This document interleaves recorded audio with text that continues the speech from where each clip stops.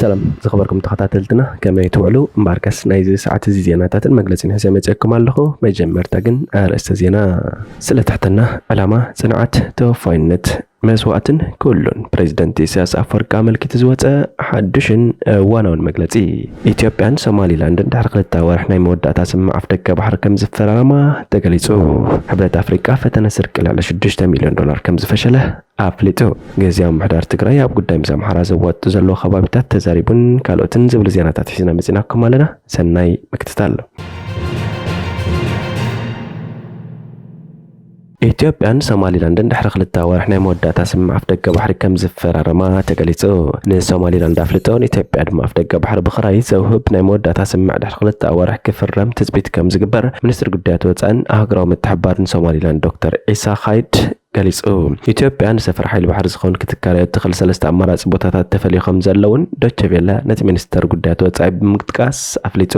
ዶክተር ዒሳ ስዕቡት ናይ መረዳእታ መዘክር ካብ ዝፍረም ንዳሓር ልስባት ክካየዱ ምጽናሖምን ናይ ቴክኒክ ኮሚቴታት መሕፀዮምን ሓቢሩ ነገራት ብጽቡቅ ኩነታት ይንቀሳቐሱ ነይሮም ድሕሪ ምባልካ ዋላ እኳ ኣብ ጾም ረመዳን እቲ መስርሕ ምዝሓድ እንተረኣየ ኣብ ዝቕፅሉ ሕድያታ ወርሕ ኢትዮጵያን ሶማሊላንድን ነቲ ናይ መረዳእታ ሰነድ ናብ ተግባር ዘሰጋግር ናይ መወዳእታ ስምምዕ ክፈራረሙ ከም ዝኽእሉ أميتو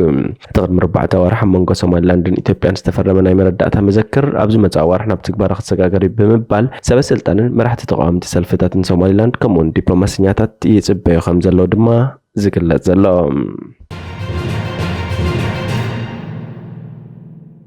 جزياو محدار تግራይ ስለ ጉዳይ ምሳምሐራ ዘዋት ዘሎ ከባቢታት ተዛሪቡ ምክትል ፕሬዝዳንት ግዝያው محدار تግራይ ጀነራል ታደሰ ወረደ ንመስርሕ ትግበራና ፈጻጽማን ውዕል ፕሪቶሪያ መልኪቱ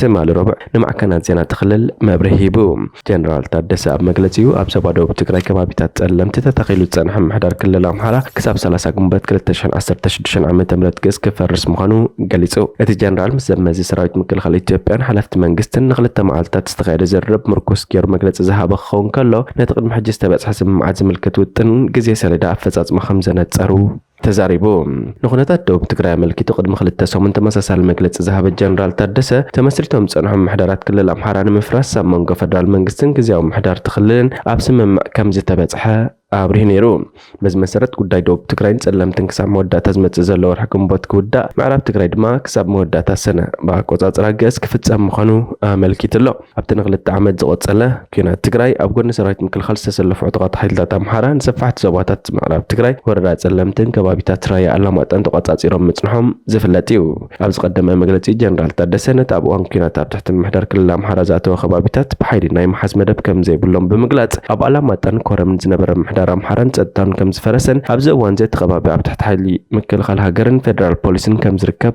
أنا تيرونيروم نتوم نتبوتات تقاطع صيرهم مصنحو عطقات أمحرا عدكم نايم مرادن كابتبوتا نايم الجاسن حلفنت منجست فدرالاوي مخانون مجلس يذكرم دحر هذا معلتنا يزفتع من مجلس ذهب خلاو منجست أمحرا كاب حلف جيكاتات خمار زي كاله حوحت سمع بريتوريا مولو بمولو تحسو قبل على حزبنا رابع عايزوريا ورا رفتي مخبل لك أسيسو من بارو يذكر أبتاب الحلف غنيا تبدو تقرأ استفتع مسرح مفراس محدرات متناو من اللواء تخسن موتن من مزبالن كم زسعبه تحبيرون يرو جنرال تردس ورده أبتلوم يذهب مجلسي تمازبل توجنات قدم من ملاسهم مريتهم منبريهم بوتحرشهم تتحيزو سلازلو تفل ما زجبر نزخونات مغيارن متشو هواهم مفتارنيو إلهم بوجن تقرأ عطقات حيلتات كابتن كبابتات كانوا تينا بمبالدما توم أبزي بوتوماتيوم زلو سفار خوات مخانم أرديو أبز مجلسيو اتبوتات بمن يخد تحس زبل حتو أبزغط المعرف كرة مخانو زملكة الجنرال تردسة حيلتات تقرأ كواتس يوم زبولجن كابينات كبابتات يوم كواتسو عينت سرن زلو نمفتحات كزملكتون أبتزرزر فزات ما 5 تقالل بمحبر كله تزرزرات مفتحات كيخون مفراس محدراتن مملاس تمازابلتن زملكتو تنفزات مو بوجل لغوتسرن من رجاتن حبرة أفريقيا كتتل كم زجبر اللون ملكيتو حبرة أفريقيا فتنا سركل على 6 مليون دولار كم زفشل فليتهم حبرة أفريقيا بنقدر بنك إثيوبيا خبزنا برا حساب 6 مليون دولار بزي حكا من قد نموز استجبر فتنا 5 فشلة قالتو حبرة أبزوت مجلسية بعد سبعة قطروانا بتصحفت حبرة أفريقيا خبز ركب جنفر بنك نقد إثيوبيا بزي حكا من قد 6 مليون دولار نموز استجبر فتنا 5 تعوته فليت الله سرحتني تات بنك نقد إثيوبيا كفل جنزب حبرة أفريقيا نتفن قلت فنسقم تبو مساعد نتبزي حكا من قد خسر استحسب جنزب كده إحنا وخمس خالو دما ጠቂሱ ንቤተ ክህነት ኦሮሚያ ንምስራት ብዝነበሮም ንጡፍ ተሳትፎ ዝፍለጡ ኣብ ኦርቶዶክሳዊት ተዋህዶ ቤተ ክርስቲያን ኢትዮጵያ ምክትል ዋና ኣካያዲ ስራሕ ሓፈሻ ቤተ ክህነት ሊቀ ኣእላፍ ቀሲስ በላይ መኮነን ስኑዕ ሰነዳት ብምጥቃም ልዕሊ $6 ሚልዮን ንምውፃእ ፈቲኖም ብዝብል ጥርጣረ ኣብ ቀይዲ ከም ዝኣተው ይዝከር። ሕብረት ኣፍሪካ ብዕለት 7 ሚያዝያ 2016 ዓ.ም ገዝ ሰራሕተኛታት ቤት ጽሕፈት ብዘይኮነ ኣካል ናይ ክፍሊት ትእዛዝ ናብ ንግዳዊ ባንኪ ኢትዮጵያ ቀሪቡ ኢሉ እቲ ገንዘብ ምስራሕ ህንፃን ምኹዓት ማይን ንዝተኣሳሰር ክፍሊት ብዝብል ንምውፃእ ተሓሲቡ መንባሩን ኣብሪሁ።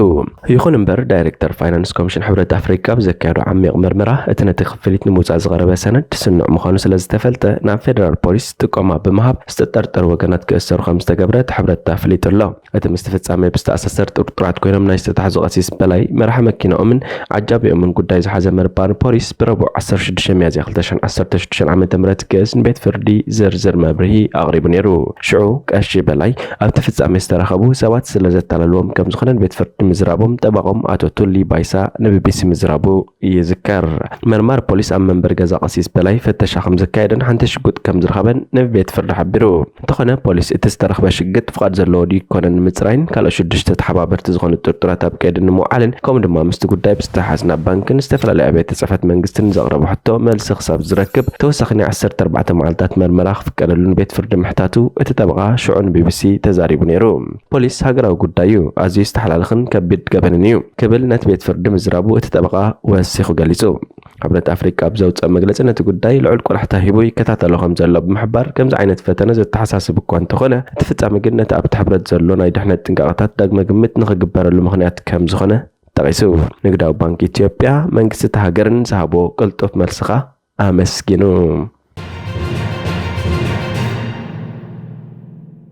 ትሕትና ዕላማ ጽንዓት ተወፋይነትን ክቡር ፕሬዚደንት ኢሳያስ ኣፈወርቂ ዝገልጽ እዋናዊ መግለጺ ፈለጡ ኣዝዩ ህዱእ ሰብ ምዃኖም ዝምስክሩ ብፍጥረቱ ብዙሕ ዘረባ ዘየዘውትር ኣብ ምስማዕ ጥራይ ዝጸቅጥ ሰብ ምዃኑን ብተደጋጋሚ ይዝረብ ኣብ ከተማ ኣስመራ ተወሊዱ ዝዓበየ መንእሰይ ኢሳያስ ካብ እዋን ንእስነቱ ኣትሒዙ ምንባብ ዝፈቱን ካብ ዕድሚኡ ንላዕሊ ኣርሒቑ ዝሓስብን እዩ ነይሩ። ከም መንእሰይ እውን ይኹን ንእስነት ኣስተማቒሩ ክትብሎ ፍጹም ኣይትኽእልን። ካብ ዕሸሉ ኣትሒዙ ብዛዕባ ህዝቡ ክሓስብን ክሸቕልን ስለ ዝጀመረ ነታ ኣብ ውሽጢ ከምባር ዝቃጸል ዝነበረ ክቱር ሃገራዊ ፍቕሪ ንኽዕግብ ገና ተምሃራይ እንከሎ እዩ ምስ ከምኡ ዝበሉ መንእሰያት ተወዲቡ ሃገራዊ ምንቅስቓስ ክገብር ዝጀመረ። እንተኾነ ኣብ ትምህርቱ ኣዝዩ በርቂ ብምንባሩ ኣብ መልክዕ ካልኣይ ደረጃ ናብ ዩኒቨርሲቲ ኣዲስ ኣበባ ዘእቱ ነጥቢ ኣምፂኡ ናብ ኢትዮጵያ ከምርሕ ተገደደ። ተምሃራይ ዩኒቨርሲቲ ኣዲስ ኣበባ ኮይኑ ኣብ ኢትዮጵያ ድሕሪ ምኻድ እውን ጠባይ ይኹን ዕላምኡ ፍጹም ኣይቀየረን። ኣብ ኩሉ ሃገራዊ ንጥፈታት ተወዲቡ ግቡእ ክፍጽም ኣይተዓግተን። እንተኾነ ነቲ ከመሃላልታ ኣብ ውሽጢ ውፅእ ህዝቢ ፉሕፉሕ ዝብል ዝነበረ ቃልሲ ኣንጻር መግዛእቲ ብማዕዶ ኮይኑ ክሳተፎ ጥራይ ዕጋበት ስለ ዘይፈጠረሉ ኣእዳው ክሕውሰሉ ወሰነ እሞ ምስ ውሕዳት ብፀቱ ናብ ተጋድሎ ሓርነት ኤርትራ ተጸንበረ። ኣብቶም ብደረጃ መሪሕነት ዝመርሑ ዝነበሩ ላዕለዎት ሓለፍቲ ነፀብራቑ ከንብር ብዙሕ ስለ ዘይወሰደሉ ድማ ካብ ብዙሓት ተሓርዩ ንዝለዓለ ወታደራዊ ትምህርቲ ናብ ሃገረ ቻይና ተላእከ። ዝበቅዕ ወታደራዊ ትምህርቲ ቀሲሙ ድማ ናብ ሜዳ ኤርትራ ተመልሰ። ከም ተመጋደልቱ ዝምስክርዎ ኣብ ሓፂር እዋን ናብ ዝለዓለ መሪሕነት ክስቀል ነዊሕ ኣይወሰደሉን። መሪሕነት ተጋድሎ ሓርነት ኤርትራ ንቃልሲ ህዝቢ ኤርትራ ኣብ ሓደጋ ክእቱ ዝኽእል ተግባራት ምስ ጀመረ ተጋዳላይ ኢሳያስ ኣፈወርቂ ሓደ ካብቶም ንምእራሙ ምንቅስቓስ ዝገበረ እዩ ነይሩ። ንሕናን ዕላማናን በኣዳው ከም ዝፀሓፎ ዝንገረሉ ተጋዳላይ ኢሳያስ ሓደ ካብቶም ንህዝባዊ ሓይልታት ዝመሰረቱ ገዳይሙን እዩ። ኣብ ልዕሊኡ ተደጋጋሚ ናይ ቅንፀላ ፈተናታት ዝሓለፈ ተጋዳላይ ኢሳያስ ብቸካቲ ኣብ ፖለቲካ ዘርኣዮ ዝነበረ ርቀት ኣብ ወታደራዊ ኣመራርሓ እውን በሊሕ ምንባሩ እዩ ዝንገር። ክሳብ ሕጂ ንህዝቢ ዘይተነግሩ ዓበይቲ ግጥማት ብደረጃ ኣዛዚ ግንባር ከም ዝመርሐ እዩ ዝዝረብ። ኣብ ዕላምኡ ፍጹም ከም ዘይዕፀፍ ጸላእቱ ከይተረፉ ዝምስክርሉ ተጋዳላይ ኢሳያስ ኣብ መራሕቲ ኣሜሪካ ስሙጉንን ምዃኑ እዩ ዝንገር። ኣማኻሪት ፕሬዚደንት ኣሜሪካ ባራክ ኦባማ ነበር ሱዛን ራይስ ብቓላ ከም ዝመስከረቶ መራሕቲ ኣሜሪካን ፕሬዚደንት ኢሳያስ ኣፈወርቂ ከም ዝፈርሖ ኣይከሓደትን። ንሕና ንገዛእ ርእስና ክንመስል እምበር ናይ ዝኾነ ይኹን ሓይሊ ኢደቤት ክንከውን ኣይንመርፅን ብምባል መሳርሒ ሃገራት ምዕራብ ንኸይከውን ዝኣደመ ተጋዳላይ ኢሳያስ ኣፈወርቂ ቅድምን ድሕርን ናጽነት ኤርትራ ብዝተፈላለየ መርበባት ስለይ ሃገራት ምዕራብ ተደጋጋምቲ እውን ናይ ቅንፀላ ህቅናታት ተኻይዱሉ እዩ። ስሙን ምስሉን ንምብላሉ ናብ $100 ሚልዮን ከም ዘጥፉ ሰነዳት ይሕብሩ። እንተኾነ እንዳሓደረ ዝወድን ንጸላእዩ ኣድኪሙ ንቕድሚት ዝምርሽ ዓርሞሽሽ ምዃኑ ህዝቡ ኣዳዕድዑ ዝፈልጥ እምበርከስ ዝኸበርኩም ተኸታተልትና ናይ እዚ ሰዓት ዜናዊ መሰናዶና ብዚ ፍጸም ሓድሽ ዜናታት ምክትታል ሰብስክራይብ፣ ሼር፣ ላይክ፣ ኮሜንት ምግባር ኣይትረስዑ ኢኹም። ሰላም።